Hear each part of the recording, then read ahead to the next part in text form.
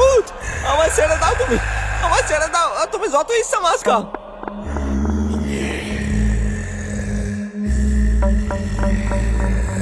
কথা শেষ করেই শ্যামল নদীর জলে ঝাঁপ মারে, আর নৌকার ছইয়ের ভেতরে শুধু জ্বলন্ত চোখ দেখা যায়।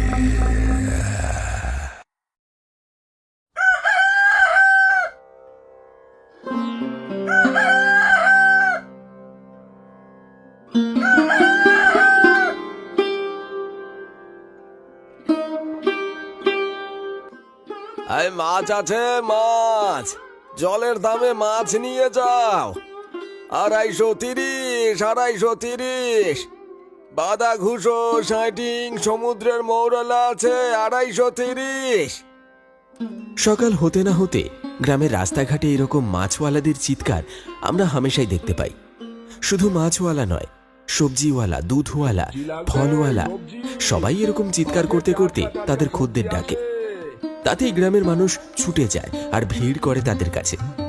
এই দৃশ্য দেখতে হলে শহরের মানুষদের গ্রামে অবশ্যই আসতে হবে।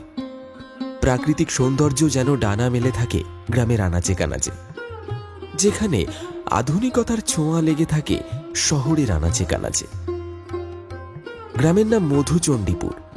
এই অজপাড়াগাই গ্রামে প্রাকৃতিক সৌন্দর্যের সাথে সাথে লুকিয়ে আছে কিছু অপ্রাকৃতিক ঘটনা। শহরের আলো ছেড়ে গ্রামের অন্ধকারে এলেই অনুভব করা যায় তাদের। এইরকমই একদিন সন্ধেবেলা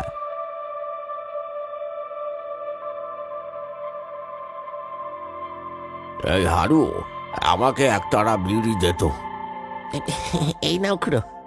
বলছি, এত রাতে জাল নিয়ে কোথায় মাছ ধরতে যাচ্ছ বলে দেখি?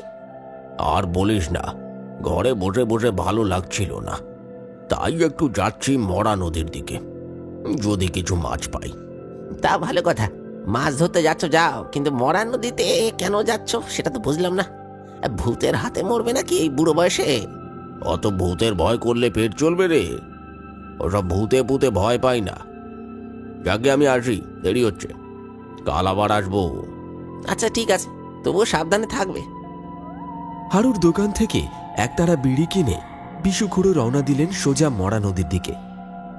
গ্রামের অন্যান্য জলাশয়ের মাছ বাড়ন্ত, তাই সবাই মরা নদীতে মাছ ধরে সংসার চালাচ্ছে।